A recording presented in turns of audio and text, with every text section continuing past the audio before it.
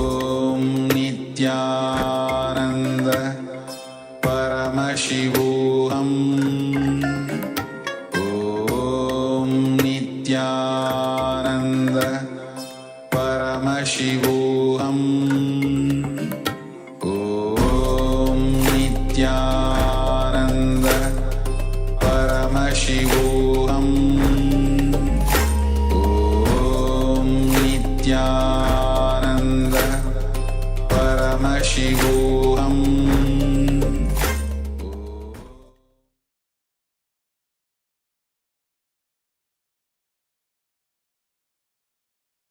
Nityanandam. So let us slowly relax from the manifestation, from the process, and share with us what got revealed through the third eye.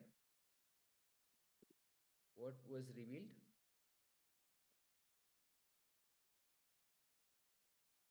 When you asked Paramashiva what was revealed, you can put in the chat.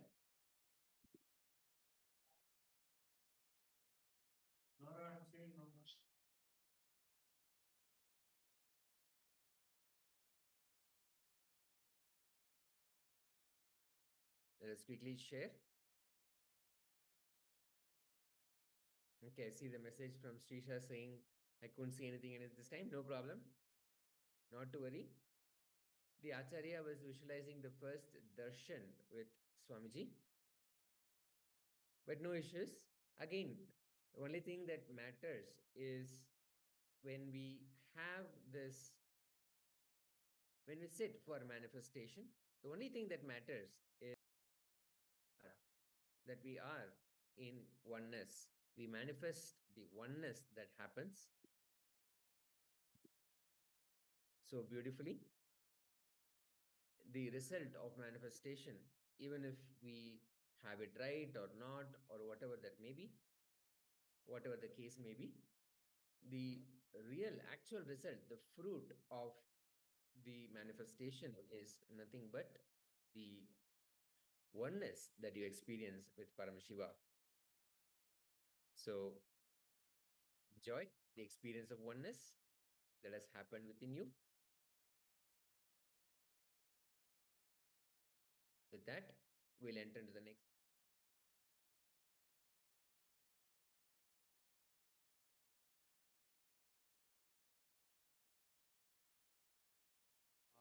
Let you all open all your three eyes and manifest the powers of Mahasadashiva. Om Nithyananda Paramashivoham Om Nithyananda Paramashivoham Om Nithyananda Paramashivoham Om Nithyananda Paramashivoham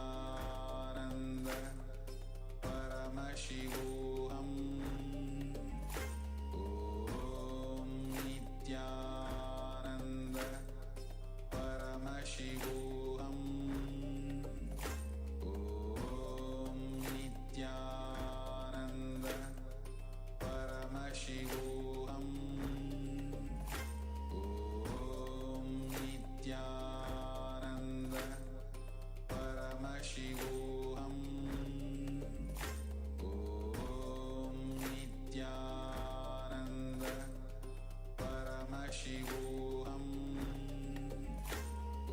Om Nityananda Paramashivoham Om Nityananda Paramashivoham Om Nityananda Paramashivoham Om Nityananda Paramashivoham Om Nityananda Paramashivoham Om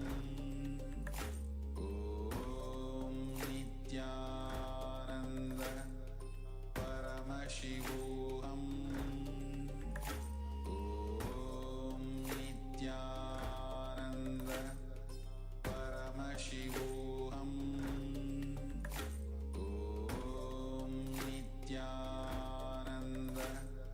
Paramashivoham Om Nityananda Paramashivoham Om Nityananda Paramashivoham Om Nityananda Paramashivoham Om Nityananda Paramashivoham Om Nityananda Paramashivoham Om Nityananda Paramashivoham Om Nityananda Paramashivoham Om Nityananda Paramashivoham Om Nityananda Paramashivoham Om Nityananda Paramashivoham Om Nityananda Paramashivoham Om Nityananda Paramashivoham Om Nityananda Paramashivoham.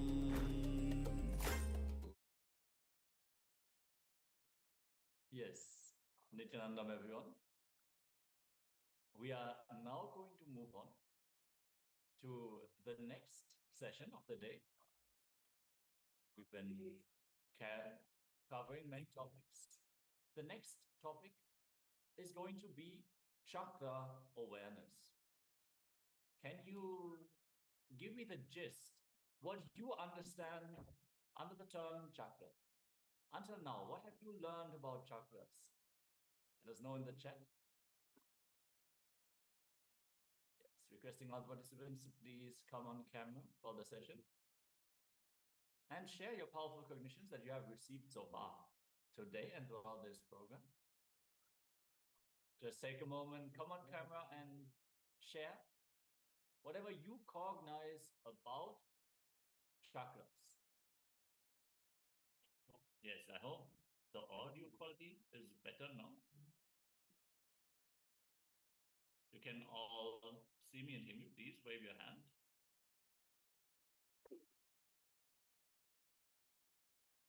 All right, yes. Ma Nithya Chandra Shekhara Priya is sharing. Chakras are energy centers. Yes, ma. That is correct.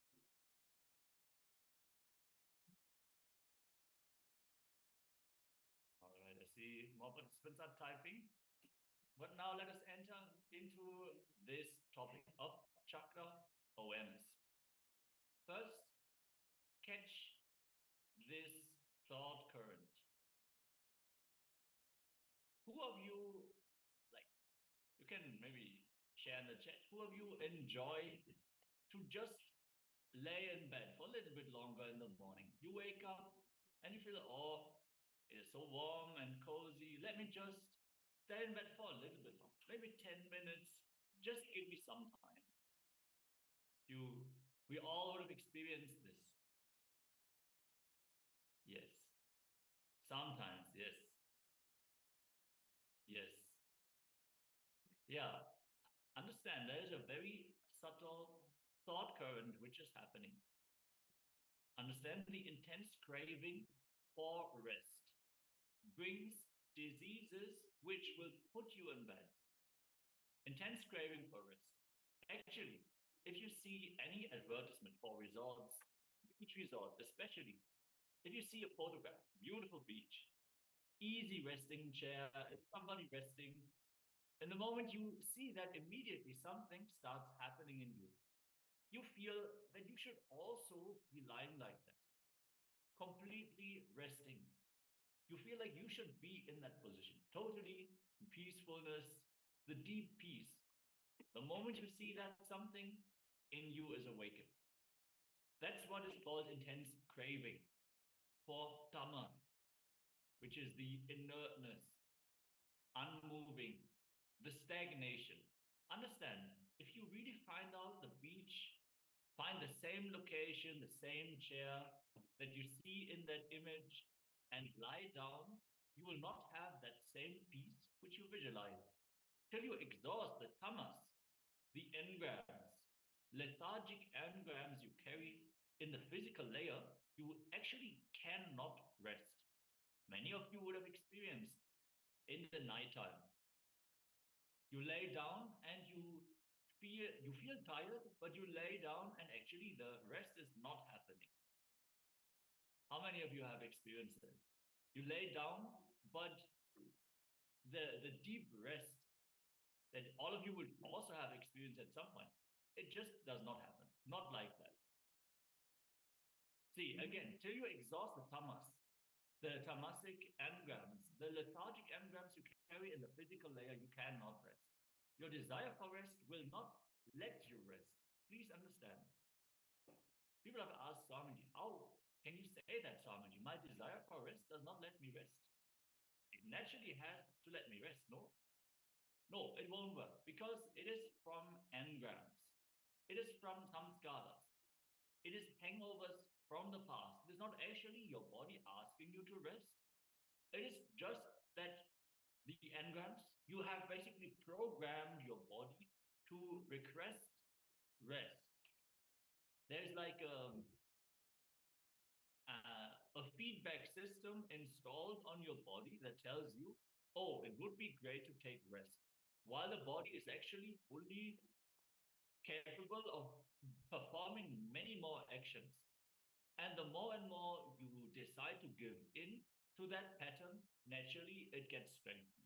See, if you have the idea, oh, let me learn how to play the guitar, and you get a book maybe, or you hire a teacher, you visit a school, you get the instrument, and you start practicing again and again and again.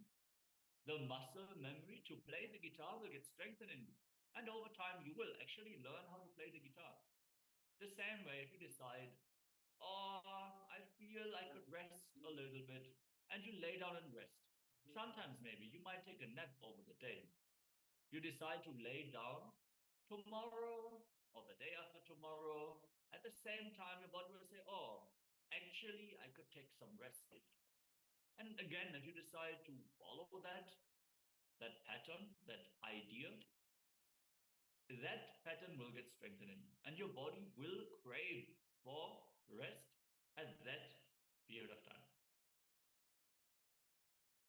Who of you catches that thought trend? How we can train our body to desire different things, independent from whether it is actually like a physical requirement, especially rest.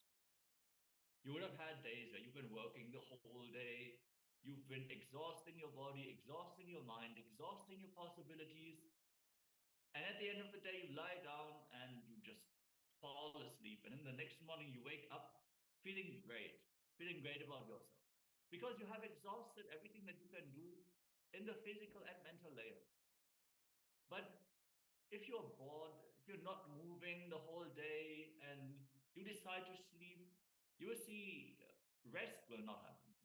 Sleep might happen, but rest will not happen. You wake up even more tired than you went to sleep. So understand, the first layer, samskara, is intense desire for rest. Continuously, you will see your mind is pulled back to the feeling of, I could rest just a little bit more. There is a very beautiful story in the Upanishad. A disciple goes to the master and asks, Master, give me the method for enlightenment. The master says, in this wonderful story, he says, just take these 400 cows, and when they become 1,000, come back. The modern day disciple would have said, what? You're making 600 cows out of my enlightenment? You're trying to make more cows out of my seeking? But he is a really sincere disciple. He didn't bother about it. He just took the cows, and the story says, when the cows have become 1,000, when he came back, the master says, not only he became enlightened, he says, now we have 1,001 cows. In the Vedic tradition, cows are highly respected as a sacred being. He says this guy is also now raised to that level of sacredness, the level of sanctity. Actually, what has happened is continuously when you work with cows, they cannot let you rest.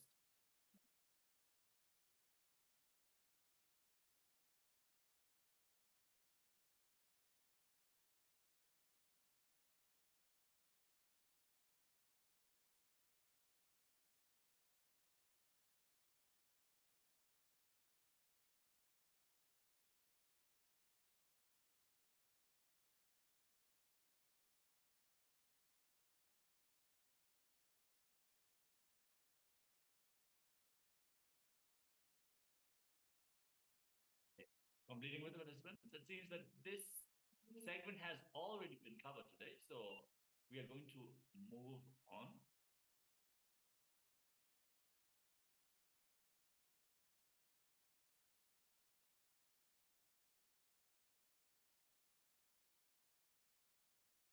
Yes.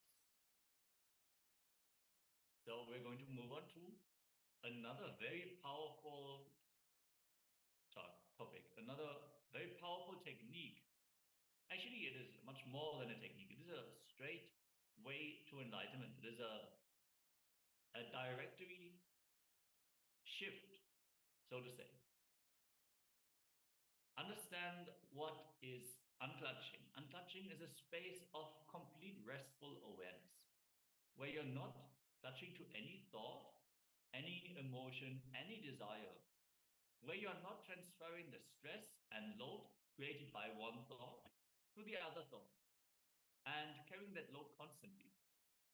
See, we experience the thoughts that are happening in our inner space to be a continuous stream, one thought leading to the next thought, leading to the next thought. Sometimes we formulate stories in our inner space, but understand, fundamentally, all the thoughts that are occurring in our inner space are completely illogical and unconnected. They are not depending on each other, even though we create that experience in ourselves. Unclutching is the ultimate spiritual truth. This process, unclutching, can directly upgrade your very consciousness. If you understand, fundamentally, the cognitive shift that needs to happen for you to be able to unclutch. Understand, if you have the power to bring a new thought, you have the power to drop the old one as well. Sometimes you might feel, especially in the nighttime before going to sleep, many of us would have experienced this. The thoughts are racing and they seem to be endless. They seem to be going in circles and not letting us sleep at all. But understand, if you have the power to bring a new thought, you have the power to drop the old one. Can you think two things at the same time? No. Maybe the thoughts are racing so much that it feels like you're thinking about multiple things, but it is always one thought, then the next thought, then the next thought. You might go back to the previous thought and continue that stream of thoughts. Connect the thoughts, but it is always a new thought that is coming up in your inner space. So there's a very, very subtle truth behind this. It means if you can create a new thought, you can unclutch from the previous one. You can let that one go. If a thought can be made to leave your system once, it can be done again and again. Here's the next powerful cognition. So if you are able to let go of the thought once, that means that the possibility for it to happen again and again is also there. So fundamentally, that means if you can replace a thought 10 times, the 11th time, it will not even come. Let's do a small exercise. Take a few minutes and pen down all the thoughts coming up in your inner space without editing. Do it as an experiment. If you think no thoughts are coming, write that also. Transcribe your mind exactly as it is, even if you think about completely unrelated things. This is actually a very powerful technique, a very powerful, insightful technique to understand this principle of thoughts being completely unrelated and disconnected, not at all a continuous stream. So take a piece of paper or your book of thoughts and have your pen ready and start writing. Simply start writing everything that comes into your inner space. Yes. Once more requesting all the participants to please be on camera. And let us take a few minutes and enter into this exercise. If you have any questions, please do let us know so that any questions can be answered. So take your pen and paper and start penning down everything without filtering everything that shows up in your inner space.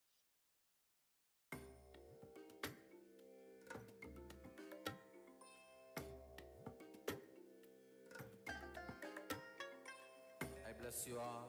Let you all open all your three eyes and manifest the powers of Mahasudashiva. Om Nithyananda